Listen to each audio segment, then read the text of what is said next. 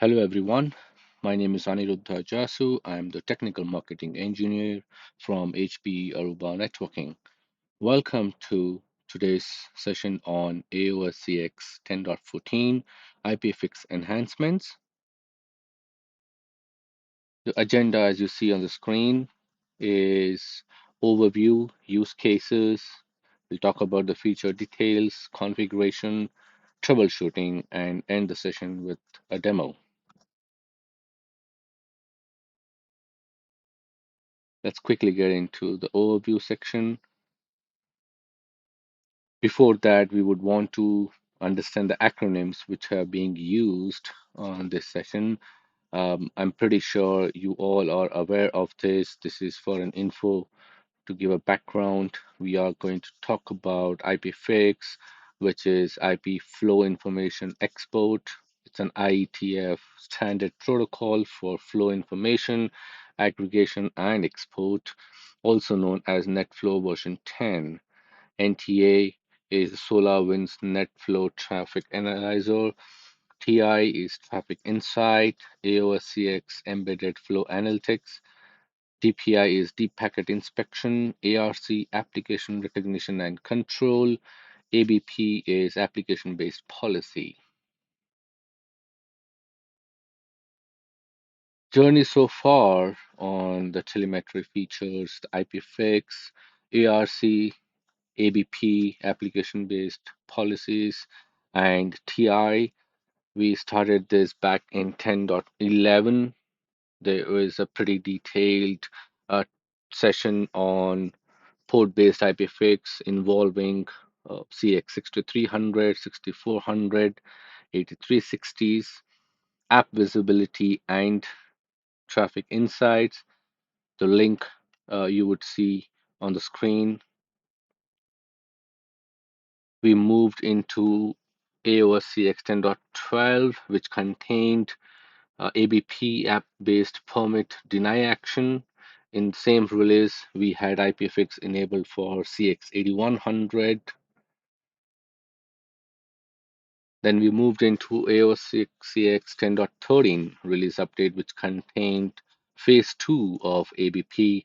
It contained app-based policy actions such as DSCP and local priority, remarking, and mirroring.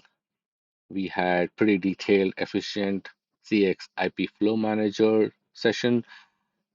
We introduced IPFIX update for CX10K in the session. The links as you see on the screen, which can be referred later.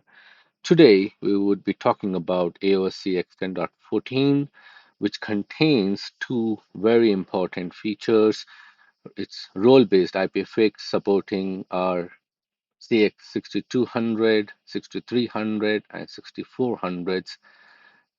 We would also get into port-based IPFIX, which is enabled for our data center switch CX8325.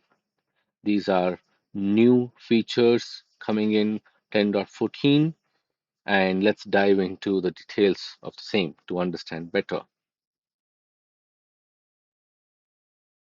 Overview section of role-based IPFIX. Let's first talk about that, right? I have divided the screen between role-based IPFIX and the existing port-based IPFIX on these platforms, CX 6200, 6300, and 6400s. Now, the IPFIX is an embedded network flow analysis tool, right, that compiles characteristics and measured properties of flows and send flows info reports to internal or external flow collectors. With an existing way of doing port-based IPFIX, as you see on the right side of the screen, monitoring is configured on a port, right? As it's the name suggests, port-based IPFIX. So we are enabling monitoring on the port directly. So this is to be done who wants to monitor traffic from clients, which must pre-configure IPFIX monitor before onboarding the client, right? It has to be there.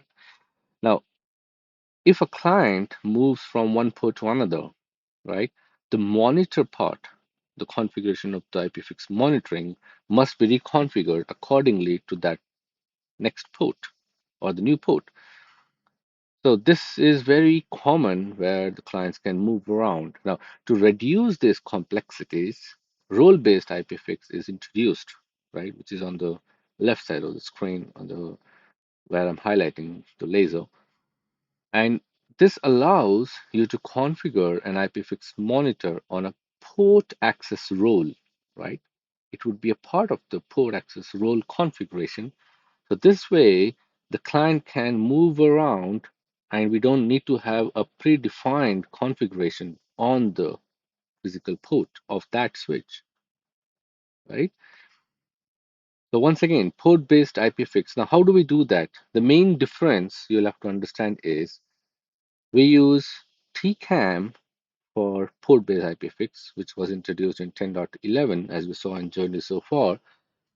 And in 10.14 onwards, we are also, meaning both are still existing, right? We are also introducing role-based IPFIX, which would be IP flow table based, right? Now, the,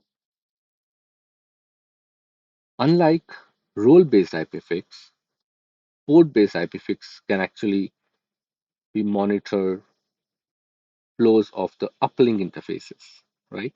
On the port-based, we can do that, but on the role-based, uplink monitoring is not possible. We can still use both on the switch, right? So when we do role-based on an access port right here, where authentication needs to be enabled, for monitoring the uplink ports, we can use port-based, right? We'll talk about that a little more detail. But in the role-based, as I said, IP flow table is leveraged to get the flow statistics. Now with this role-based IPFIX, when a user plugs a device, as you see, into a specific port, their user role is applied to the port. Whenever the user plugs that device into a different port again, the role is applied to that specific port, right? The role already has the configuration, so it just have to it can move around basically. So this gives mobility and accessibility to the user and provides permissions specific to the user's role when the user's device move across interfaces. Role-based IPFIX enables colorless port behavior, which is very important, right? And this this has been new in 10.14, and we are leveraging the existing infrastructure of port access role.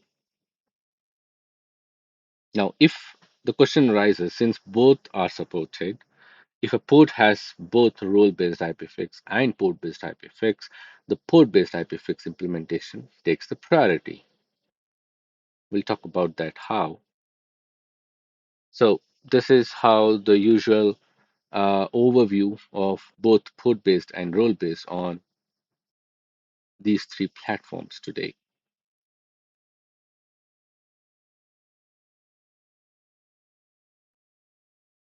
Let's also get into the overview of 8325, which is different, and it is only port-based IPFIX.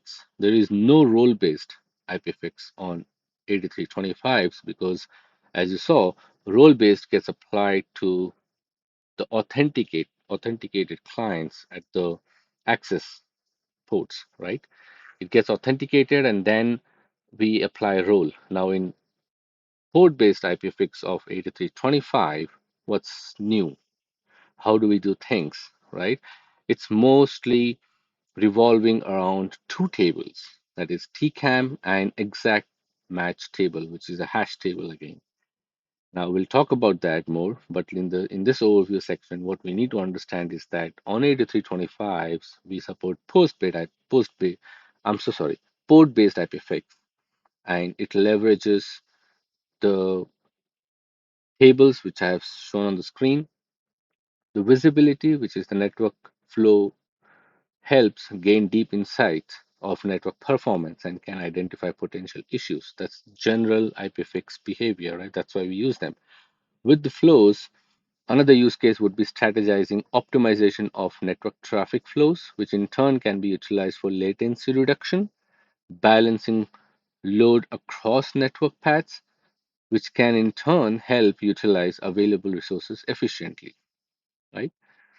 For 8325 platform, IPFIX is only supported on leaf profile. Profile of the switches should be on leaf. A maximum of one flow monitor can be created and one flow exporter that can be applied to a single flow monitor. Both the physical and lag interfaces can be monitored in port-based IPFIX 8325.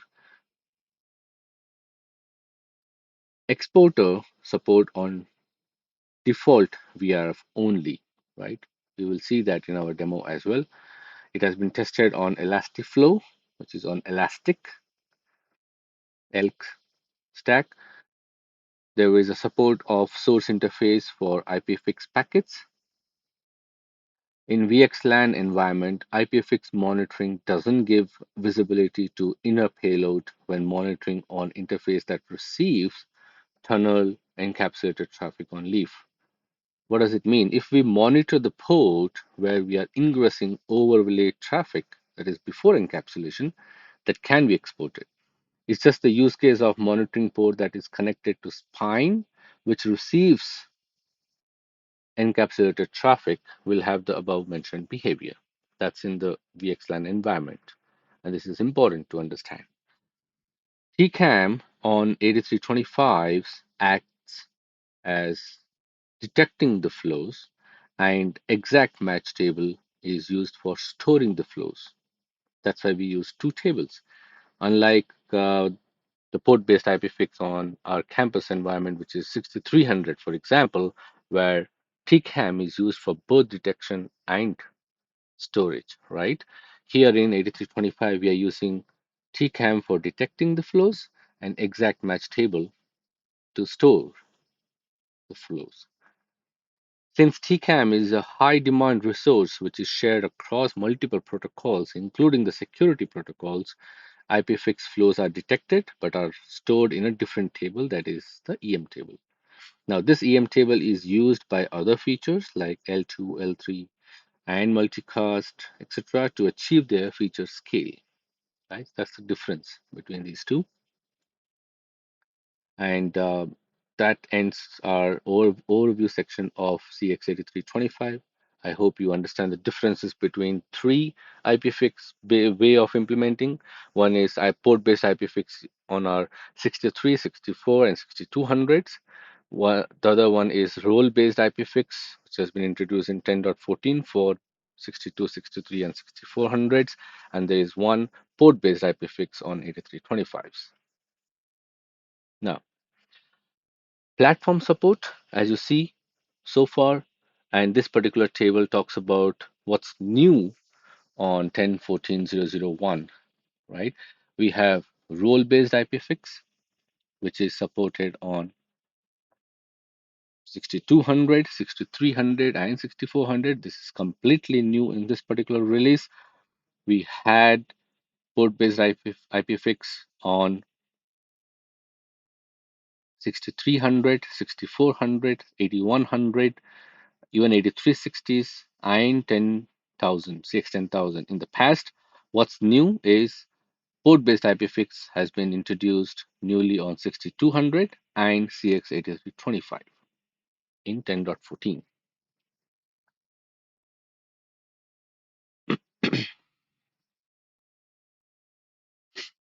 Now, we all know what Aruba CX Edge Insights is.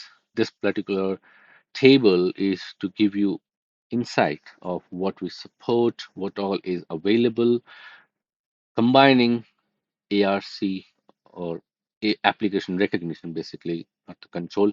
Application recognition, IPFIX, and traffic insight gives us the edge insight feature set of CX.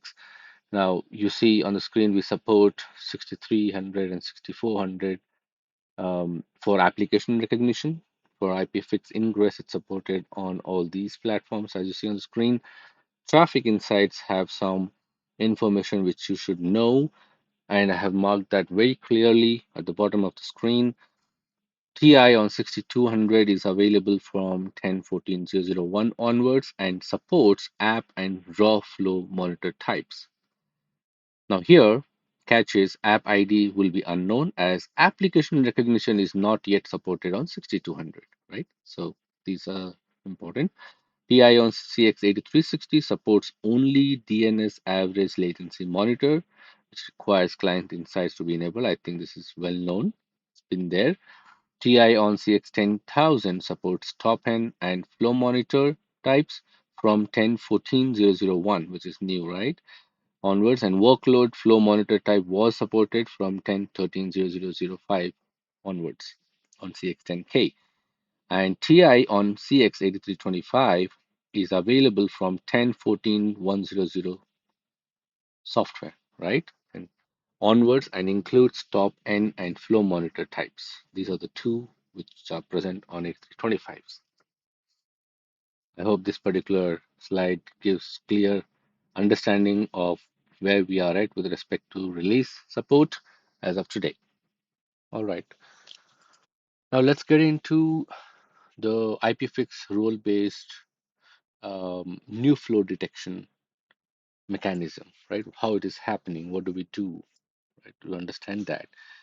You understand the topology here where I have enabled role-based IPFIX on these interfaces,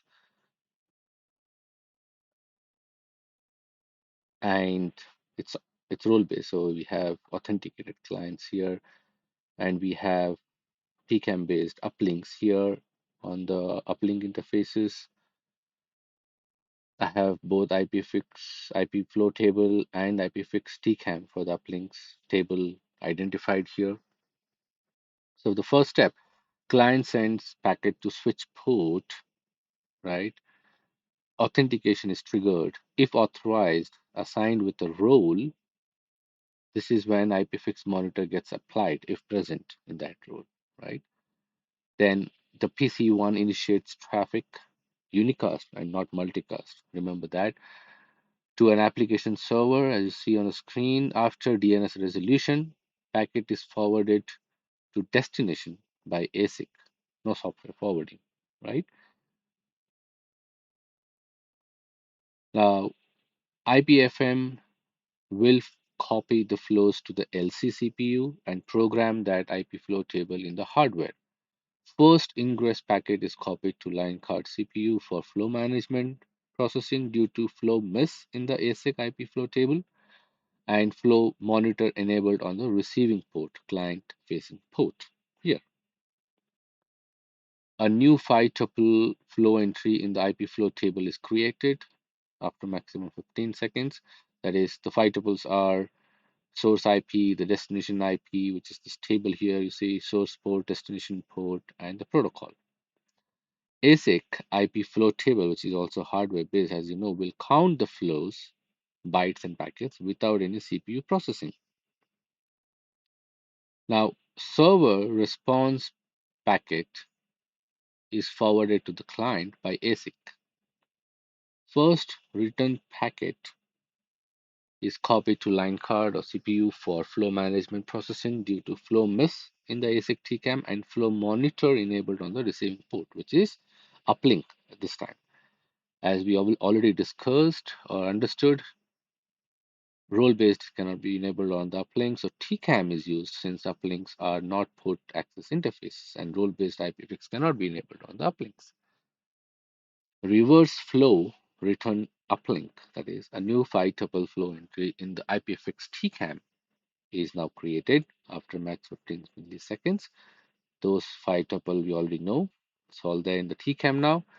Subsequent packet, which is this, are counted number of packets and number of bytes by ASIC TCAM without any CPU processing. That is the reverse. At the end, all this uh, flow detection, flow update, etc. Flow state is now monitored regularly, and when flow expires, flow IPFIX information are exported to the collector here. Hope this was useful. New flow detection process. Now, let's talk about the flow termination and removal process of the same flows which we just discussed. Now, this is specific flow removal from IPFIX IP flow table because this is role based. So you see, TCP FIN or TCP RST is detected in 1, 2, and 3 steps. Flow entry age out due to inactive flow cache timeout, 30 seconds by default. Inactive flow state, which is packet counter, does not increase, right?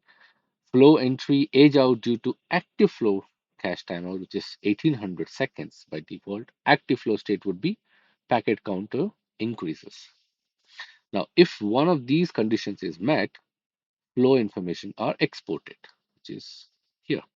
Note, when a flow entry aged out, subsequent packets in the flow will be considered a new flow entry, right?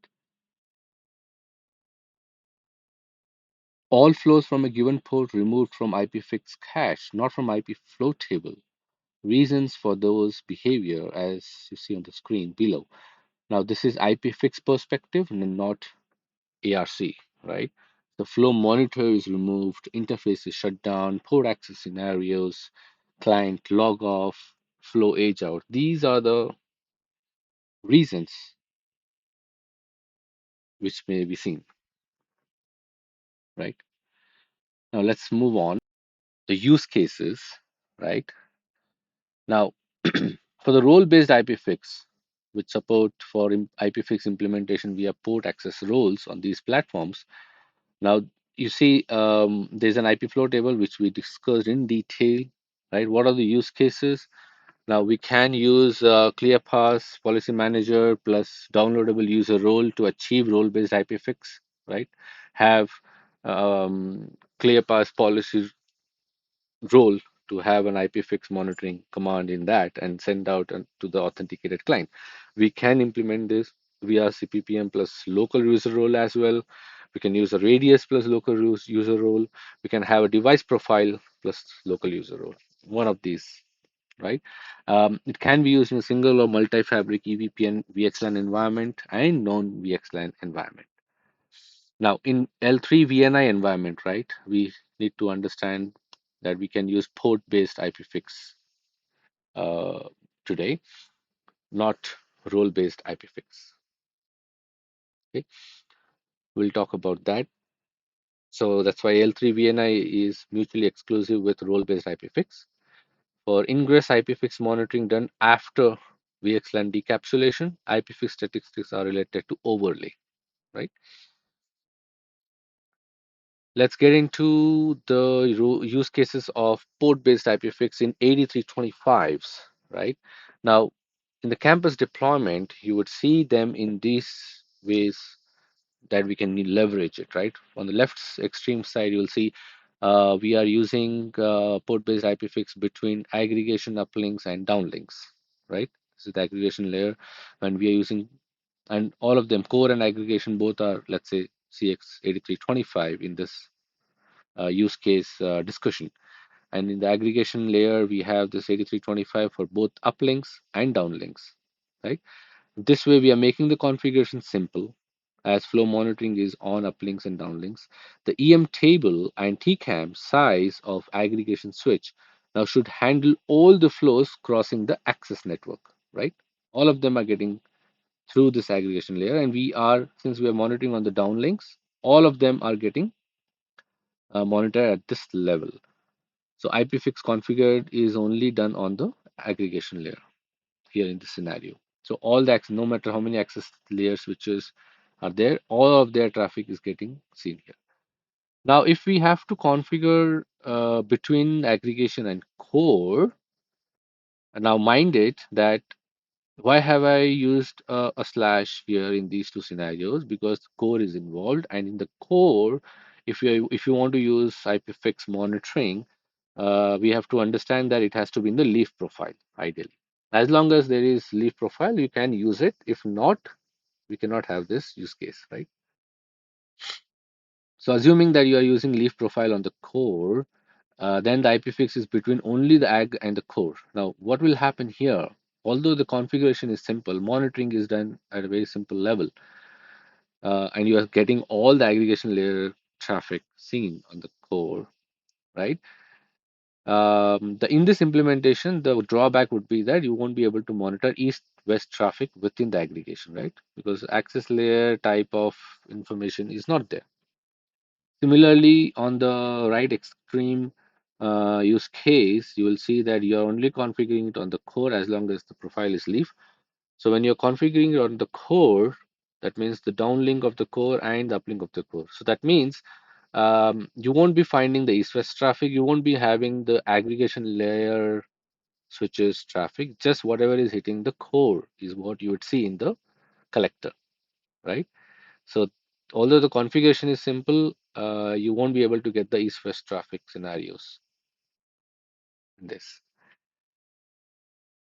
Getting further into the data center side of the house, when you are using port-based IPFIX on the 8325s, in this scenario, you can have on the switch the interfaces facing the workloads as well as the uplink, right? As you see, especially when you have to understand that if you're using um, monitoring on the uplink connecting to the firewall. Imagine uh, you are having entire network monitored, and you will have a cumulative outputs in the collector to understand which workload is having what type of issue or what type of traffic, how much is it using, what type, for example, DNS or other HTTPS traffic or SQL, etc. Right? So you will get to understand everything in single pane, right? So a maximum of one flow monitor can be created and one flow exporter that can be applied to a single flow monitor. Suppose only IPv4 unicast flows. Now we can monitor both physical and lag.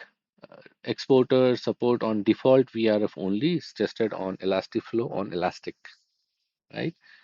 Um, as of today, not on SolarWinds NTA due to a particular issue.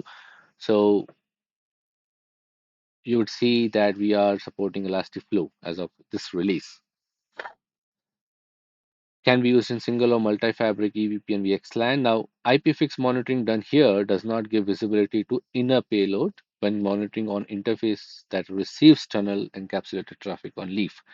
Now, if we monitor the port where we ingress overlay traffic before encapsulation, that can be exported, right?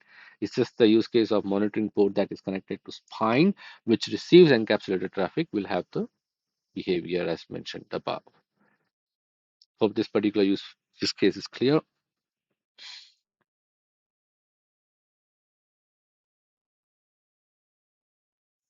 Let's dive into the details of this particular release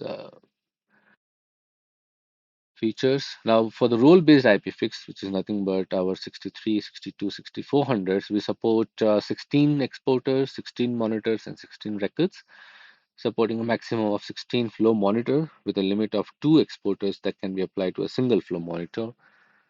These are the timers which can be configurable, supports both IPv4, IPv6, and ingress only support. As you know, CX supports only ingress IPFIX on all the platform as of today. Support for unicast traffic flows only, no multicast on role-based IPFIX. Support for ICMP. We must manually enable ICMPs, which is also introduced in 10.14. I have the command snippet here. I'll show you that. Support on L2 port only, where the port access roles gets assigned, right? Because on the L3 ports or on the uplinks, we don't have roles guessing at time. It's not getting authenticated basically. Both collect timestamp absolute first and timestamp absolute last are supported. Timestamp absolute first, which is nothing but collect the absolute timestamp of the first packet observed. Similarly, the last packet observed. Supported IPFIX collectors such as Traffic Insight, which is the internal collector, as you know, SolarWinds NTA, and ELK Elastic Flow. No sampler, one out of one counted packet out of one data plane packet. Now this is the IPFIX behavior. Export data template. Now, as you see, what are those end flow end reasons? There can be idle timeout, active timeout, end of flow detected, force end, etc. Export types, what are those types? We have data template, options template, and data. I think these are all pretty much known and covered in previous TOIs as well. So we support these three types. And IPFIX datagram is on so and so UDP port for 9995 elastic flow for 2055 or solar winds. Exporter could be from a chosen VRF, right? One report per flow. That is important. I'm going to show them in detail in our PCAPs, right?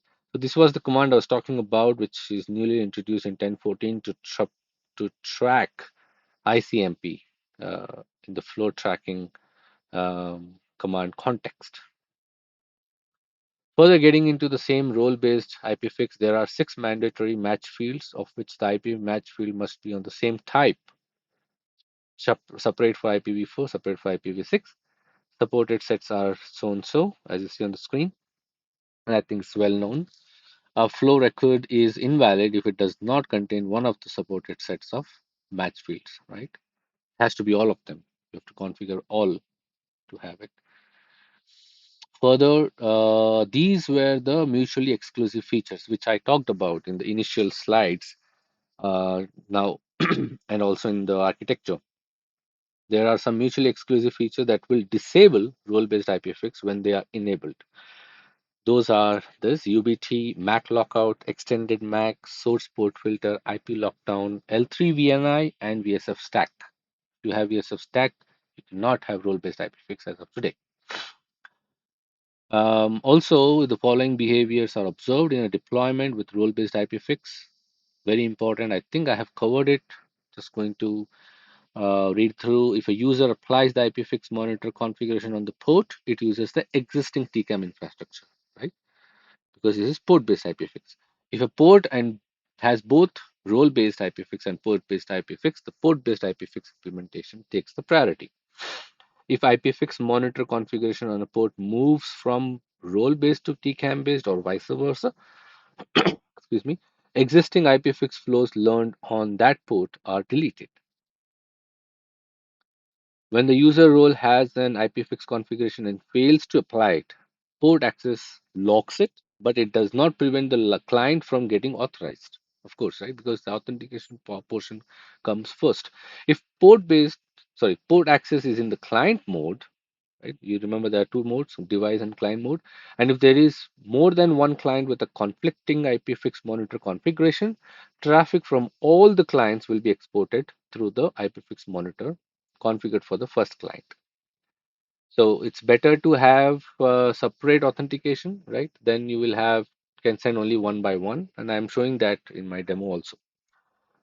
Role-based IPFIX and TCAM port-based IPFIX implementation can coexist on a switch. I think it's pretty clear by now. Flows from unauthorized clients are not monitored by role-based IPFIX. These can be monitored by port-based IPFIX. So the thing is, as long as whatever type of role it is, if you have IPFIX monitoring command in that role and it's getting applied to an authorized client, then you can have a flow monitoring done on that interface. Now, whichever way you want to send the role, it's depending upon the implementation. Excuse me. Let's get into the port-based IPFIX of CX 8325, right? Just to be clear that we support only one exporter, one monitor, and one record as of now. 8325 active flows are exported every 60 seconds. I explained this, and we cannot manually change it. We can control, however, inactive flows, inactive timeout, and can change the value. Default is 30 seconds. Active timeouts, it is 1800 seconds. Collect timestamp absolute first is supported on 8325, but not timestamp absolute last, unlike the 6300s in the previous slide, right? Collect counter bytes and collect counter package is required for collectors.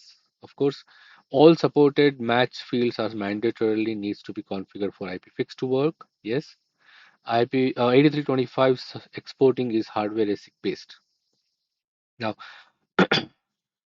remember this 8325 supports export only via default VRF as of today, meaning the exporter should be reachable via default VRF. The L3 routed path towards the exporter will have a next hop or the exporter itself if locally connected, right? That's how it is going to work. The next hop must be reachable, having an app entry before 8325 will start collecting the IPFIX stats. Okay. Now this can be seen with these commands as you see on the screen. Observation points, what all can we observe, monitor? We can use L2 port, L3 routed port, L2 lag, L3 lags to monitor all of them. We can also even do split L2 port and ROP port, routed ports. For example, if user has used split cable, then physical port can be split, and that physical port could be an L2 port or an L3 port, and we can monitor them. Sub interface ROP and lag, which is but only the parent interface. What does it mean? It means we can apply monitor to parent interface only in the user configuration. It will implicitly monitor flows on all sub interfaces of that parent port. In other words, if we want to apply monitor to only one sub interface of a parent port, then it's not supported. We always get to monitor all. Okay. MC lags we can support, but no support on SVI. Supported on ELK Elasticflow, no SolarWinds NTA support as of this release. IPFIX is only supported on leaf profile. We know that we have already discussed it and the reasons for it. Only IPv4 unicast flows are supported. Support of source interface configuration to export IPFIX packets. That's on from this release onwards. We can manually define which source interface we want to choose. The use case of this could be have a better customization or control over the exported flows and how they are provided, since the user can now configure the source in a way that is more beneficial for their setup compared to the default generic implementations. For example, source interface loopback is easier for operator to track equipment source well known loopback IP. So we can use that. Okay, let's move on. On 8325, IPFIX does not monitor unresolved IP unicast traffic or ICMP traffic, right? So any traffic still being ARP or neighbor resolved that is received on interface with IPFIX monitoring will not be learned and flow reports will not generated for that traffic. Once the traffic has been resolved, IPFIX will start reporting those flows. Any ICMP traffic currently being received on interface where IPFIX monitoring has been applied will not be learned and flow reports will not be generated. So remember that this is one of the things. These are few arguments which may happen when you're configuring IPFIX on 8325s, which are pretty straightforward. When you're configuring an exporter which does not even exist, we get a flow exporter does not exist output. Similarly for the record and for the monitor, while configuring and calling out those flow monitoring names. Similarly, if you are trying to define more than one exporter, because we only support one, it says unable to create the exporter, maximum allowed is one. You have reached the max. Similarly for record and monitor, I said 111 is what we support today. Similarly, flow monitor cannot be applied while interface is part of a lag, right? It's already part of a lag, so apply it on the lag. Let's dive into the configuration. For the role-based IPFIX configuration involving CPPM plus DUR, for example, we are using ClearPass for authentication and role apply downloadable user role from ClearPass. These are the configuration which will be mandated. So which will be required. As you see, flow exporter, we are defining IPFIX export as flow exporter. This is the naming convention I've used. We define destination. This is your, excuse me, the IPFIX collector, which is what you have. That is the IP address. And I'm using a default VRF, for example, it's reachable through that. And the transport UDP interface or the port number of UDP is 2055. That's the collector based on whatever collector you have. And I have given you certain well-known UDP port numbers in the previous slides on what all type of, if it is SolarWinds, what would be the collector UDP, if it is Elastic Flow, etc. Flow record. So you have to define like this. Flow exporter is defined. Flow record. If you're using IPv4, you use a separate flow record which contains match and collect fields such as this, the five tuples here, the port, address, protocol, version, And then the collect fields, application name if you're using application recognition, if you're planning counter bytes, counter packets, forwarding status, application HTTPS, timestamp, etc. If you're using V6, use a separate flow record for that and define the match and collect field for the same. Then finally, to monitor, you use define which monitoring you will be using and what type of exporter. If you're using exporter IPFIX, this one you define, you call that out, and which record are you going to monitor. So you call that out here. I've used separate IPv4 and IPv6. No IP source lockdown resource extended, right? We are mutually exclusive.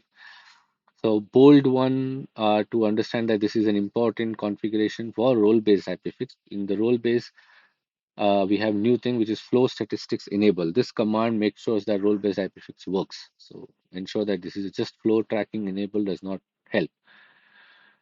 And it is CPPM plus DUR. So I'm using interface 111 port access onboarding method AAA authentication port access .1x authenticator enable. This is well known, and I'm using both. And I'm using the source interface 1124, which is where my collector is collected. So I'm leveraging that, for example.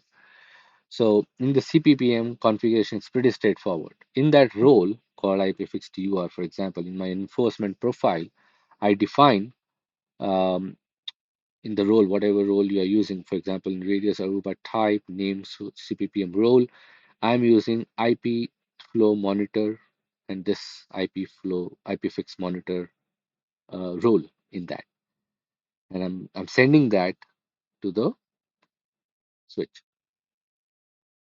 So for the authenticated client through .1x or Mac or whichever way, that this particular role gets assigned, which contains the IP flow monitoring command in it and gets applied to that client wherever it goes. Okay. Similarly, to understand the validation, once I've done that configuration on the switch side, we can validate that by saying show port access client detail. And you see IPFIX monitor is what role has been assigned, right? Name is IPFIX DUR, which if I go back to the screen, you'll see IPFIX DUR, right? And the flow monitoring is IPFIX monitor. So if I go back, if I come back to the switch, IPFIX DUR is my role and it's getting applied, and the IP flow monitor is IPFIX monitor naming convention, which VLAN 168, for example.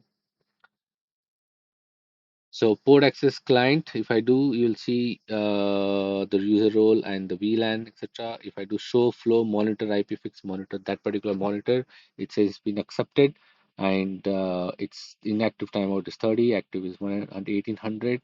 Which flow record, so and so flow record, which flow exporter, so and so flow exporter. So that configuration is already on the switch. It's going to leverage that. Okay, so let's get into another use configuration use case. I'm using LUR plus device profile, for example. So I'm using no clear pass this time, and all of these configuration remains the same. For example, exporter. So I look at this. I'm using two exporter, right? One is for Elastiflow, another is for SolarWinds. So I can use multiple. There are 16 which I can leverage, right? I have explained that in the previous slides how it is restricted and how many we can configure. And I'm using this record for IPv4 traffic. Same commands, flow tracking, flow statistics enable to get the role based working. Now, since it is device profiling, I'm doing all those MAC grouping port access on the switch itself. There is no CPPM here. See on the diagram as well. Now, so I'm using MAC group, name this, and then I'm saying use OUI. So my all my clients have a MAC OUI of 0 to 1 AC5. So I'm calling them out. So once I do that, I am also creating a port access rule, and that is where I'm defining the command IP flow monitor and this monitor. This is this name, right? Instead of having a role from CPPM, I'm using local user role, which is this, and then in port access device profiling, I'm enabling that and associating the particular port access role and associating the MAC group.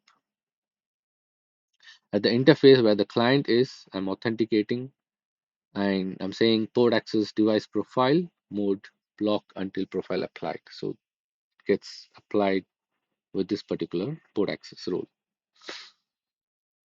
So either way, whichever way you are defining the role, you ensure that IP flow monitor command is there. That.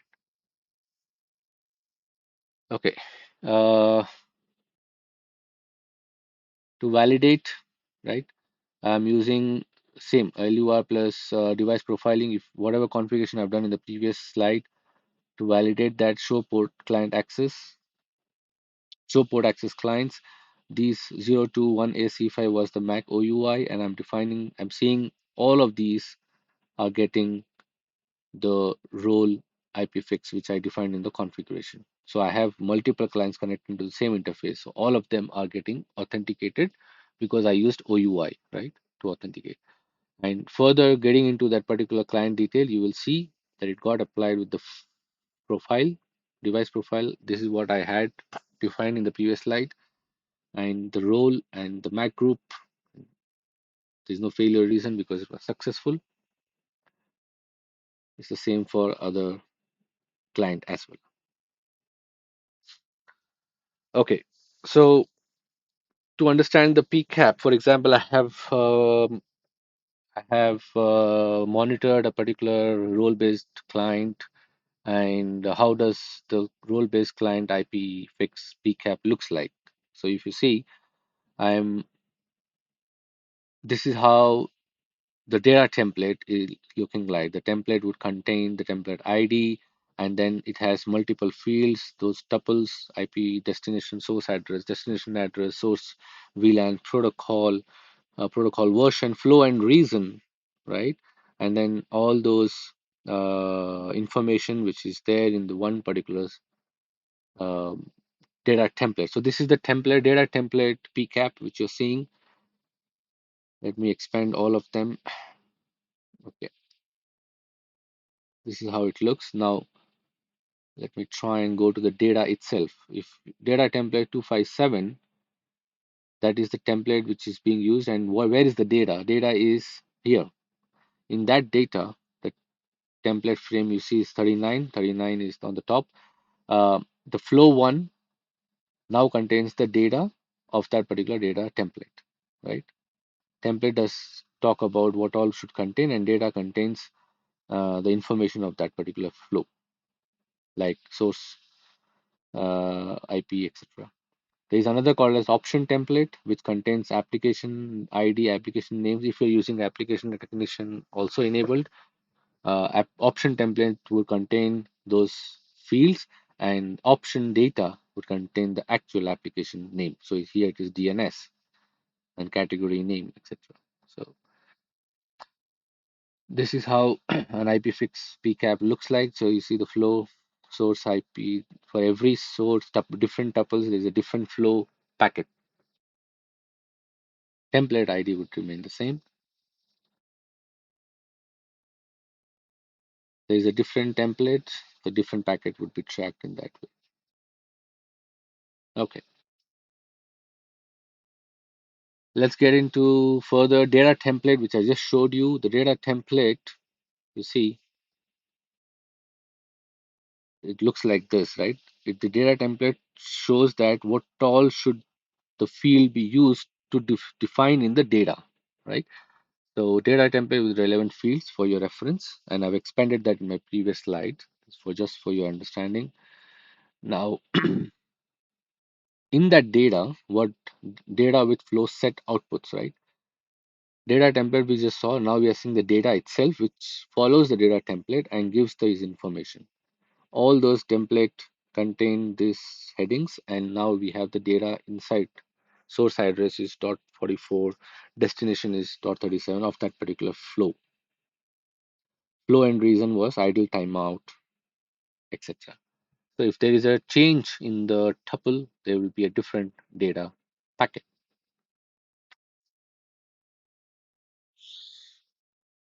So what I'm trying to show here is separate flow data packets sent for each communication, right? So data template could be same. Now this data packet 40, it has source IP, source address as .44, destination as 37, source port as 53856, destination port is different. Now port packet number 42 of the same template, which is 39, here also is 39. Same data template, packet 42 having a different flow, right? Because there is a source port number and destination port number is different. Why I'm showing this? Because you have to understand for each change in the flow data, there is a different flow packet, which is not the case in 8325. We'll see, we'll show you that. Option template I highlighted in the previous slides. Option template and its data. It looks like this. If this is the option template contains the application ID, application name, etc. And relevant data of that would be here. If application recognition is enabled, it recognizes via option templates and data flows. Now let's get into port-based IPFIX configuration of 8325. You see the flow exporter I have defined as elastic flow, its destination, the transport UDP port number. Now here there are less fields when comparable, right? Flow record for IPv4 is match, destination, source, protocol, destination port, source port. That's it. And then the collect counter bytes, packets, and timestamp absolute first. Remember, there is no absolute last as discussed earlier, and there are many other collect fields which are not available, but these are the ones which are available as of this release. And then flow monitor, under flow monitor we choose which exporter we have to use and which record, right? Since it is just one and one we support, we am using that. On the interface, this is port based, so I'm getting into the interface and defining IP flow monitor and calling that monitoring description in the ingress direction. So trying to highlight that this is the command to have port-based IPFIX configuration configured on interface of the 8325.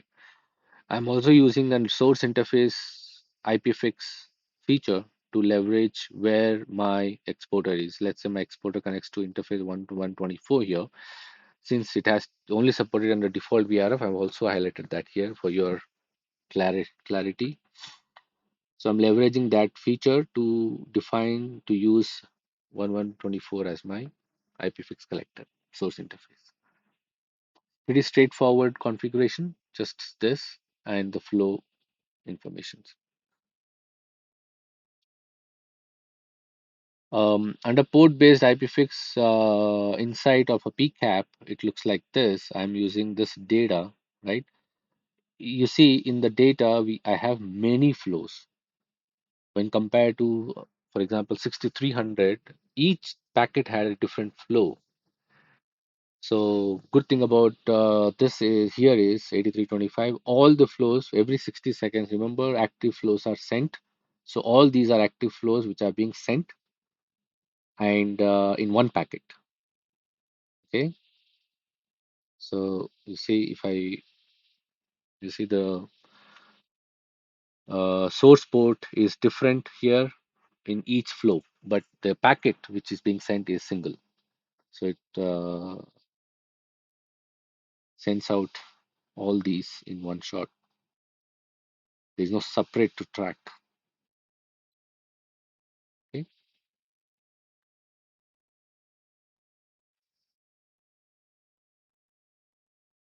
also different.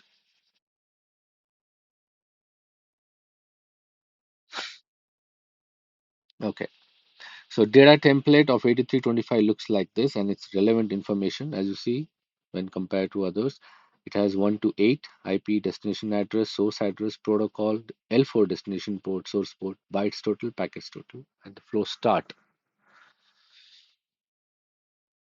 Similarly, for data template, the relevant data is this, and I have showed that in the previous slides, but this is in detail showing each packet contains so and so flows of different tuples. Multiple flows are sent in single packet. That's about the configuration and the insights of the IPFix. Let's get into the troubleshooting, understanding that, let's say if it is a role-based IPFix and there are multiple clients, Mac, you can see I've used here Mac OUI. So all my Mac, multiple Macs are there on a single interface, and it is working well. And to check that out, you can use these commands. IPFix role gets assigned to Mac address set in the configuration. Have to understand that on the MAC address table, it should be there. It says whatever type of authentication port access security on that interface, and then the port access client. If it is a single client MAC, you can check define in the profiling the exact MAC address of that particular client, and then you will see that on the show port client MAC that it is assigning the user role to that particular MAC only. The rest of the Macs, it is not assigning any user role because in the device profiling or whatever authentication method, that is the only client gets authenticated. That's why that's the only client which gets the role.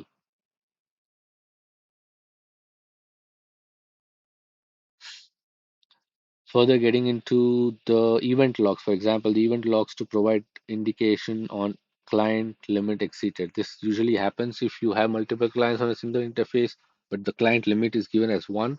Even if you have 10 clients authenticated, it won't work out because it says client limit exceeded. I think it's a well-known factor for an unauthenticated client. A separate class for IPFix is available in COP policy and shows us rate in PPS, which is 2500. As you see on the screen here, show COP policy statistics class IPFix.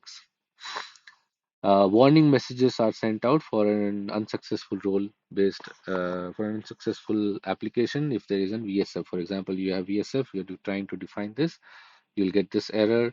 If you're doing an L3 VNI, right, you'll see this warning message. This configuration will disable flow tracking statistics collection. And also, if you're trying to define more than 16 flow exporters, you will get no more than 16 flow exporters can be configured. Another flow exporter must be removed first.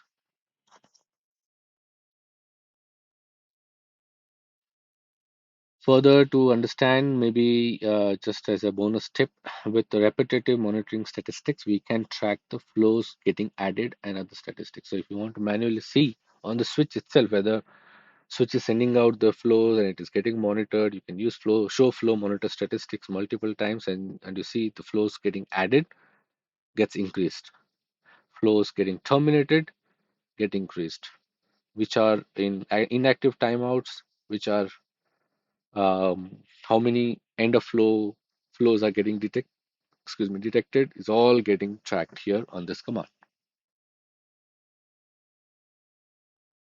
Troubleshooting port-based IPFix on 8325, mostly the same commands, right? Won't get into this more. Just to highlight that if I try to configure more than one flow exporter, you get this error. Try to configure more than one flow monitor, one record, you get these errors. Show flow exporter statistics command remains the same, and you can use that here. Commands remains the same. Similarly, show flow monitor output looks like this. Show flow record output looks like this. And here also the COP policy statistics for IPFix on 8325 is 2500 rates packets per seconds. I have a detailed slide um, on that. Let's see. You can do a diag dump IPFix basic to get all the relevant details about IPFix on particular switch. So here you see there is an error which says IPFix management PD not supported in the current profile. So if you see show profile current, it says L3 core, it needs to be leaf, right? We can also use show tech IPFix to get all the relevant outputs of the IPFix on the switch. All right, let's get into a demo. Let me try to highlight the topology. Now, you see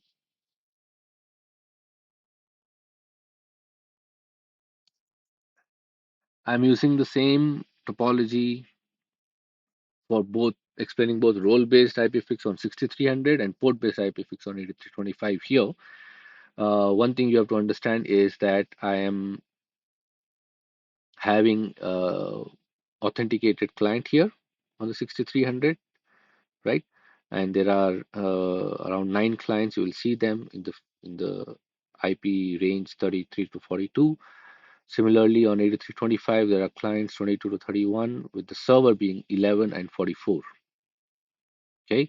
6300, I'm sending it to SolarWinds NTA as well as Elasticflow basically, but for 8325, it's only Elasticflow. So these are the IP naming conventions. So I'm going to communicate between the server and the clients basically, and see how the flows on interface 111. You'll see 9 to 10 clients here, 9 to 10 clients on 6300 also, all of them. And I will have a separate demo to show you on 6300. If I have only one client authenticated, then remaining will not be seen in the collector, right? So the configuration of role-based would be this, which I've already explained in the configuration slides. Exactly the same, okay? And I'm going to use right now multiple clients. So around 9 to 10 clients will be seen with the Mac OUI of 021AC5. Okay, let me get into SolarWinds NTA first with 6300 role-based IPFix. So here you see 6300 is being monitored, and you'll see all those uh, clients which got authenticated, right? And shows the output in the top 25 protocols, top 25 endpoints, and all of these clients, as you see here, that is what I showed you on my slide as well, all are getting recognized. And you'll see these are the applications which are being leveraged, because I have application recognition enabled as well. Top 100 conversations between those clients, it will show in pretty detail on that particular day of and time. So these are the services, and if you see N bar, this is network-based application, it will show you all the applications which are running right now as we speak and getting monitored. With this, you'll also understand which application is leveraging more bytes, more packets. So you'll see DNS is most utilized, so you can click on that and see which clients are leveraging those packets. So you can also filter them out, right? So if I want to search by, let's say, HTTP clients who are using HTTP traffic the most, I can use HTTP protocol, search with that. In the last 1 hour time period, as you see, let's wait it out.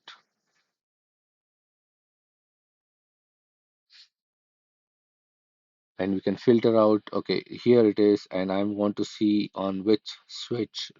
So this one, 6300. I'm seeing the interface right now. I have only one interface connected, so I'll click on that. So it is that easy to understand which interface of which switch is leveraging or using most HTTP traffic, and you can filter out based on HTTP, and you can see which application is being the most utilized HTTP here, which are the clients of that switch sending out. Since I'm using one interface and I have 9 to 10 clients there, so it's showing all those clients here on the top right. Um, since this is receivers, it will also show you which receiver, that is a server name, at what time of the day, how much packets or bytes have been sent by which client, and why. We can, with this, we can analyze, right? The network, analyze and control the network if there is an unnecessarily bandwidth utilization by a client, by a service, by an application. This particular IPFIX configuration implementation can be leveraged and figure out uh, further dissection of the network. We can also filter out based on the time of the day of the month, and and then get the information to see what happened in the past, right? So it's pretty detailed in that way. Let's get into another collector. Same configuration. I have used two collectors because 6300 supports more than one. So same traffic, same clients as you see here, right? But a different collector called Elastic Flow, which is installed on Elastic, and it looks like this. So this is that host 240.4, which is my 6300, and these are, let's say, these are the clients and the servers, right? It looks different here, but in the same page in the overview section, you will see what type of services are being used, like HTTP, DNS, everything, right? If you want to see top N, like how we had top 100 conversations, traffic, and SolarWinds, we have top N talkers here, and we can filter out based on the time here in the last 15 minutes, who are the talkers, top end talkers here, whether it is HTTP traffic, DNS traffic, and between whom, which are those clients. On the left screen, you'll see clients and servers, right? Which are the top services? You'll see DNS is the top services, which has more flow records. Why is that? Is there a questionable number, etc., which can, based on the client network, can be defined. We can also have conversation between client and server, track them here, right? Which are those core services on their network which is running and utilizing the most. So you see, this is the DNS. Similarly, radius traffic is at peak at such a time of the day, and which date was that? Why did we have so many auth requests, if at all? Right now, it's all normal because I have a controlled environment, but we can leverage that. This is all is happening based on the IPFIX data which we just sent out through the configuration I showed you, right? So the client and servers are defined in this way, and we can track, we can click on them and we can track them.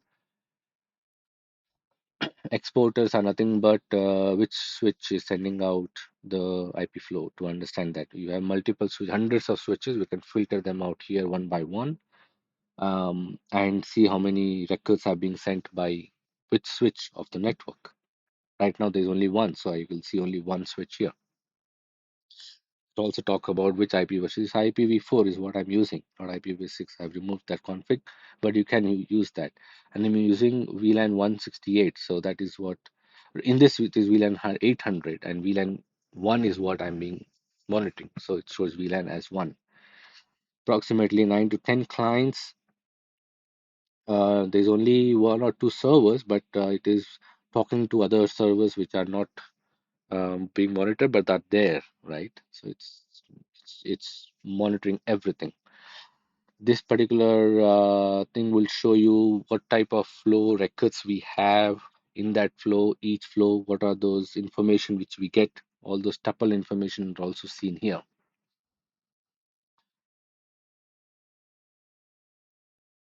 Okay, so this is about elastic flow demo with all those 9 to 10 clients. So if I use the same, for example, same configuration, I have used a Mac OUI, right? If I use a single MAC address, which I showed you in my troubleshooting scenario, only one MAC address I authenticate and rest of them I do not, none of them will get the role, just one MAC address would get the role.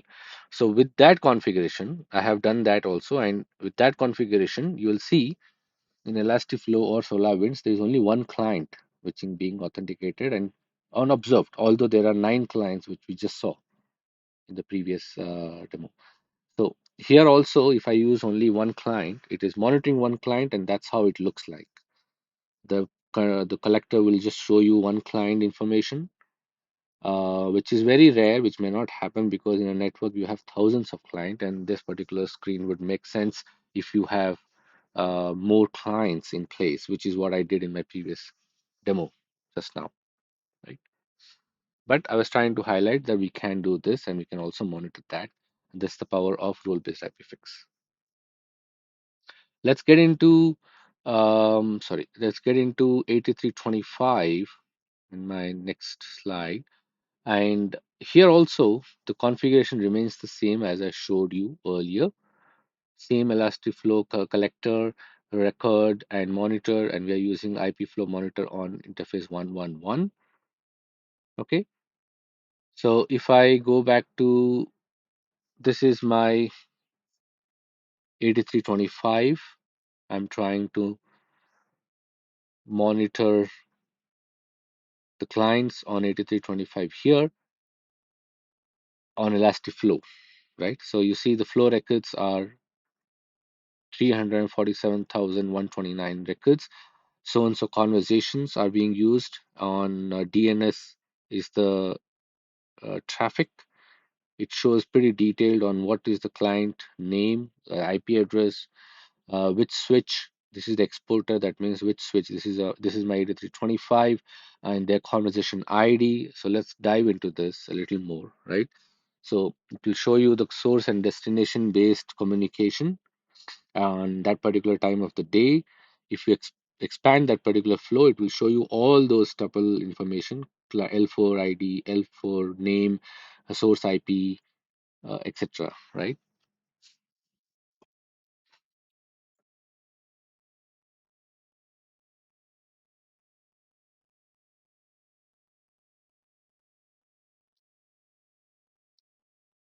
What time of the day did we get this flow?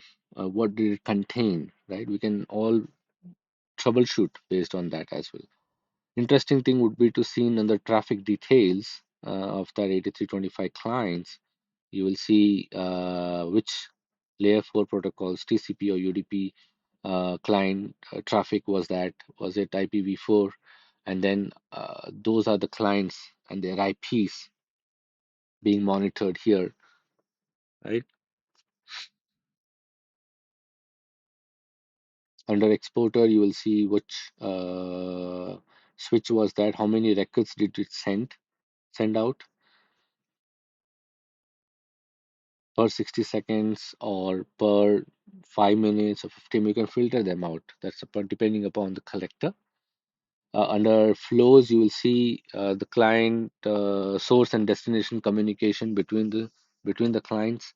We can graphically filter them out and see um, how many communication did they have at that time of the day, right? Like for top end talkers here, you see the communication between them.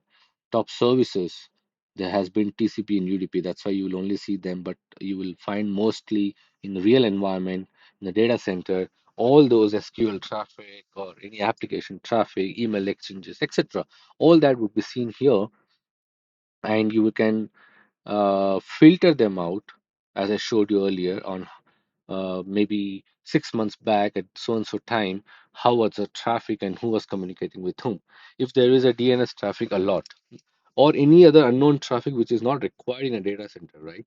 Uh, you want SQL based traffic to be monitored correctly. So, but there is some kind of a DNS traffic which is eating up the bandwidth. You can filter them out here, find out which workload is doing that, and we can block them basically. So that's the usage and the power of IPFIX. And now we have that on 8325. We can leverage that. All right. With that, I would like to thank you everyone for being patient. It was a pretty detailed and lengthy session. So thank you very much for your time and have a great day.